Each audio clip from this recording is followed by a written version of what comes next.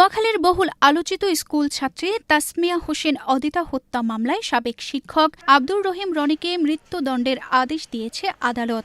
দণ্ডবিধি ৩০২ ধারায় দোষী সাব্যস্ত করে আদালত এই রায় প্রদান করেন। একই সাথে ৫০,০০০ টাকা জরিমানা করা হয়।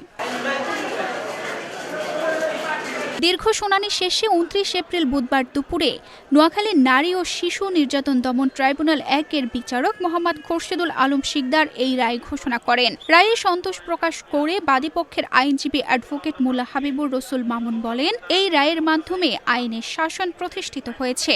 তার হাত বেঁধে তাকে ধর্ষণের চেষ্টা করে ব্যর্থ হয়ে তাকে বালির চাপা দিয়ে তাকে হত্যা করার চেষ্টা করেছে এবং পরবর্তীতে সে নিশ্চিতভাবে হত্যা করার জন্য ধারালো ছুরি দিয়ে তার গলায় কেটেছে এবং তার হাতের রগ কেটে দিয়ে তাকে নৃশংসভাবে খুন করেছে। নারী শিশু নির্যাতন দমন আইনের ৯-৪-এর খদারায়ও তাকে দোষী সাব্যস্ত করেছে, কিন্তু যেহেতু সর্বোচ্চ শাস্তি দিয়েছেন ওই জন্য ওই ধারায় আর কোনো শাস্তি প্রদান করেননি।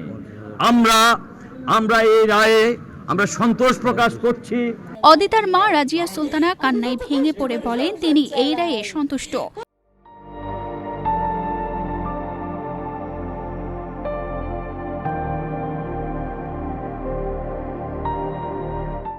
উচ্চ আদালতেও যেন নিম্ন আদালতের এই রায় বহাল থাকে সেই প্রার্থনাই করছেন তিনি। ২০২২ সালের সেপ্টেম্বর মাসে তাসনিয়া হোসেন অদিতাকে তার নিজের বাসায় যেভাবে নৃশংসভাবে খুন করা হয়েছিল, আজকে সেই মামলার রায় ঘোষণা করেছেন বিজ্ঞ আদালত। এখানে বিজ্ঞ আদালত আসামিকে ফাঁসির রায় প্রদান করেছেন। আমি অত্যন্ত এই রায়ে খুশি। আর আমি আশা করব যেন রাষ্ট্রের কাছে আমার একটাই আবেদন, যেন খুব দ্রুত এই রায়টা কার্যকর করা হয়। ট্রাইব্যুনালের পিপি মোহাম্মদ সেলিম শাহী জানান, ৪১ জন সাক্ষীর সাক্ষ্য গ্রহণ ও দীর্ঘ আইনি প্রক্রিয়া শেষে অপরাধ প্রমাণিত হওয়ায় আদালত এই দৃষ্টান্তমূলক শাস্তি দিয়েছেন। আসামি তার স্বীকারোক্তিমূলক জবানবন্দিতে বলছে যে আমি যখন ভিকটিম আমাকে বলছে যে আমি বলে দেব আমাকে তুমি দর্শন করার চেষ্টা করছো, তখন সে ওই যে টিভিতে ক্রাইম সিরিয়ালগুলো দেখে, এটা দেখে তার মনে পড়ছে যে এইভাবে, তখন সে পাকঘর থেকে চাকু একটা সোরা নিয়ে এসে তাকে হত্যা করে। আসামি পক্ষের আইনজীবী অ্যাডভোকেট মোহাম্মদ জসিম উদ্দিন রায়ে অসন্তোষ প্রকাশ করে জানান, তারা আদালতের প্রতি শ্রদ্ধা রেখেই উচ্চ আদালতে আপিল করবেন। এই মামলায় ৩ জন ব্যক্তির ভিকটিমের কাপড়ের ভিকটিম শরীরে এবং কাপড়ের মধ্যে ৩ জন ব্যক্তির ডিএনএ পাওয়া গেছে, অর্থাৎ ওই 3 জন ব্যক্তি জড়িত ছিল এবং উল্লেখ আছে যাদের ডিএনএ পাওয়া গেছে তারা কিন্তু আব্দুর রহিম রনি না। তার মানে এবং তদন্তকারী কর্মকর্তা বলছে যে যে ব্যক্তির বীর্যের ডিএনএ পাওয়া গেছে সে ব্যক্তিকে আমি বের করতে পারছি, কিন্তু উনি ওই ব্যক্তিটাকে আসামি করে নাই।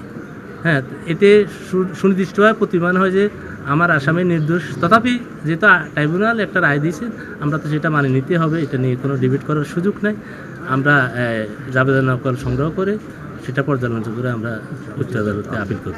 ২০২২ সালের ২২ সেপ্টেম্বর রাত ১০টার দিকে নোয়াখালী পৌরসভার লক্ষ্মীনারায়ণপুর এলাকায় নিজ বাসা থেকে নোয়াখালী সরকারি বালিকা উচ্চ বিদ্যালয়ের ৮ম শ্রেণীর ছাত্রী অদিতার রক্তাক্ত মরদেহ উদ্ধার করে পুলিশ। তার গলা এবং 2 হাত ও পায়ের রগ কাটা ছিল। এই ঘটনায় অদিতার মা রাজিয়া সুলতানা বাদী হয়ে সুধারামপুর মডেল থানায় একটি হত্যা মামলা দায়ের করেন। তদন্ত শেষে পুলিশ অদিতার সাবেক গৃহশিক্ষক আব্দুর রহিম রনিকে একমাত্র অভিযুক্ত করে আদালতে অভিযোগপত্র জমা দেয়। রনি পরবর্তীতে আদালতে ফৌজদারি কার্যবিধির ১৬৪ ধারায় নিজের অপরাধ স্বীকার করে জবানবন্দি দেন। তার দেওয়া তথ্যের ভিত্তিতেই পুলিশ হত্যাকাণ্ডের ব্যবহৃত ছোরা ও বালিশ সহ বিভিন্ন আলামত জব্দ করেছিল।